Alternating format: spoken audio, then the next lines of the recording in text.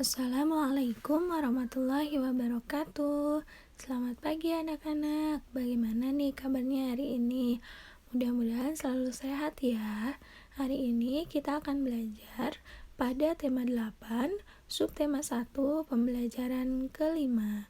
Dimohon anak-anak untuk menyiapkan alat tulis dan buku tematiknya ya. Nah, sebelum kita memulai pembelajaran, alangkah baiknya kita berdoa terlebih dahulu.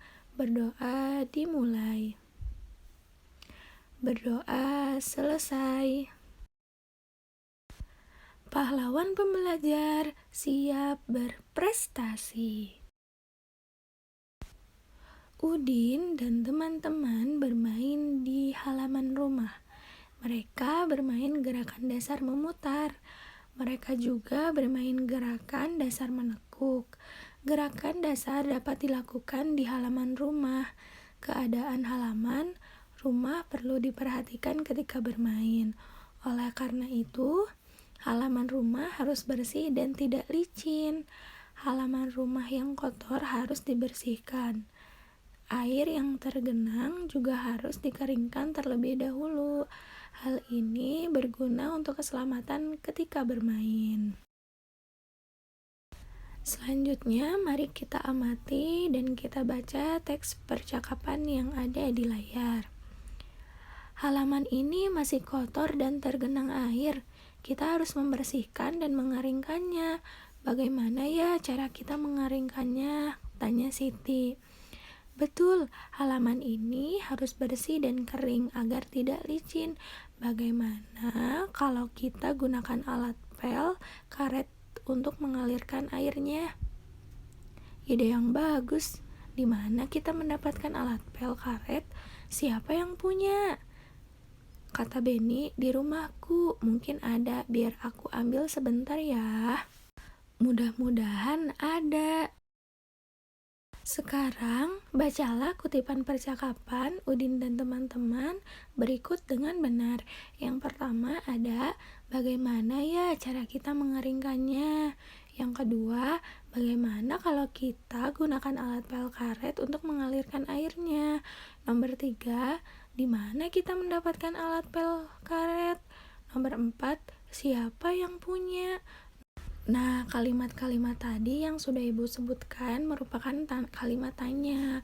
Kalimat tanya digunakan untuk menanyakan sesuatu. Di setiap akhir kalimat tanya selalu dibubuhkan tanda tanya. Nih, bisa dilihat contoh dari tanda tanya itu seperti apa.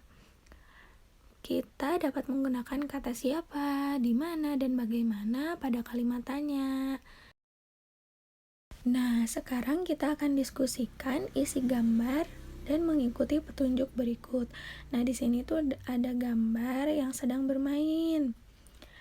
Duduklah berpasangan dengan temanmu, amati gambar berikut dengan teliti, tuliskan pertanyaan-pertanyaan yang sesuai dengan isi gambar tersebut, tuliskan dengan menggunakan kata apa, mengapa, kapan, siapa, di mana, dan bagaimana.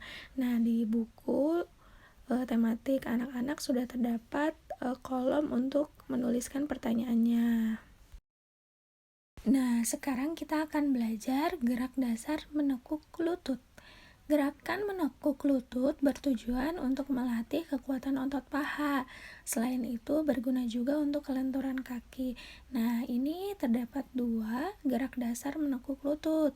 Yang pertama itu ada gerak setengah jongkok, jadi tidak jongkok banget tapi setengah saja. Nah, sedangkan yang kedua itu gerak jongkok penuh. Nah, gerakan menekuk lutut dapat juga dibuat dalam kegiatan bermain. Nah, kita dapat bermain kucing jongkok. Bermain kucing jongkok dapat dilakukan di air atau di darat.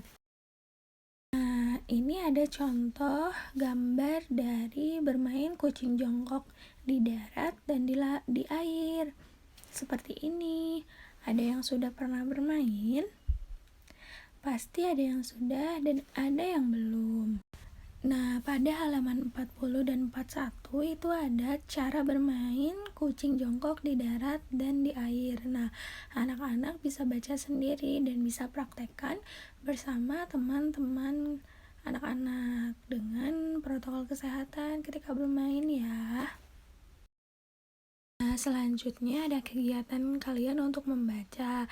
Nah, baca teks berikut ini di halaman 41, anak-anak bisa kirimkan VN-nya ke ibu ya. Nah, sekarang diskusikan kegiatan-kegiatan berikut. Yang pertama itu diskusikan contoh kegiatan olahraga lain yang mencerminkan sikap persatuan dalam keberagaman. Nah, yang kedua itu dituliskan di hasil ini pada tabel berikut ini. Nah, di nomor 1 itu sudah dituliskan bermain kucing jongkok. Nah, anak-anak semua bisa mengisinya sampai nomor 6 dengan benar ya.